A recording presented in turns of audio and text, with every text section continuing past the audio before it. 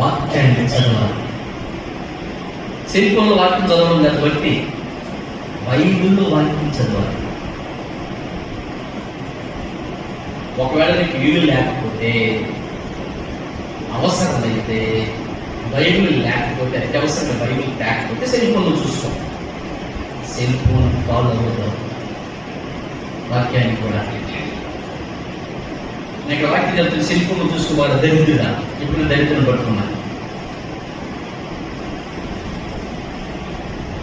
వాక్యం చదవాలి. ఈరోజు ఈ వాక్యాన్ని మనం ఎంత నిర్లక్ష్యం చేస్తున్నామో, ఈ వాక్యం మన చేతులకి రావడానికి ఎన్ని ప్రాణాలు చదవాలి. ఈ వాక్యం, ఈ బైబిల్ తను తెలుగులో రాసి మన చేతులకి రావడానికి ఎన్ని ప్రాణాలు బలైపోయాయో తెలుసా? ఎంతమంది చచ్చిపోయినారో తెలుసా? కానీ నేను నిర్లక్ష్యం చేస్తున్నాను. దీని వెనకాల ఎన్ని ప్రాణాలు, ఎన్ని తలలు తెగిపోయాయి, ఎంతమంది కాలిపోయారు, ఎంతమంది చంపబడ్డారండి. కానీ దీన్ని చేతిలోకి వస్తే దీన్ని నిర్లక్ష్యం చేస్తున్నాం. ఎన్ని కోట్ల రూపాయలు ఖర్చు పెట్టి, 100 రూపాయలు, 200, ఈరోజు 100 రూపాయలు, ఈరోజు 300, 400 చేతిలోకి వస్తున్నదంటే మాట్లాడాను. ఒక బైబిల్ తీసుకెళ్ళి ప్రింట్ చేసి బైండింగ్ చేయి. ఎంత ఖర్చు అవుతుందో ప్రయత్నించు. లక్షలు ఖర్చు అవుతుంది.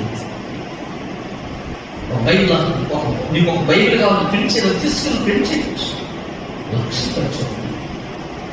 ఈ వెనకాల కొన్ని ప్రాణాలు, కొన్ని కోట్లు, కొన్ని లక్షలు పోతే ఇది మంచి తెలుస్తుంది.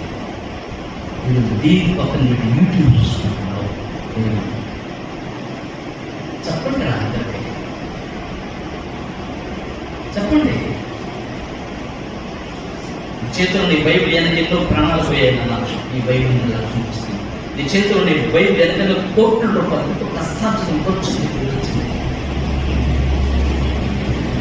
కానీ దేవుడు తెలియజేయాలి.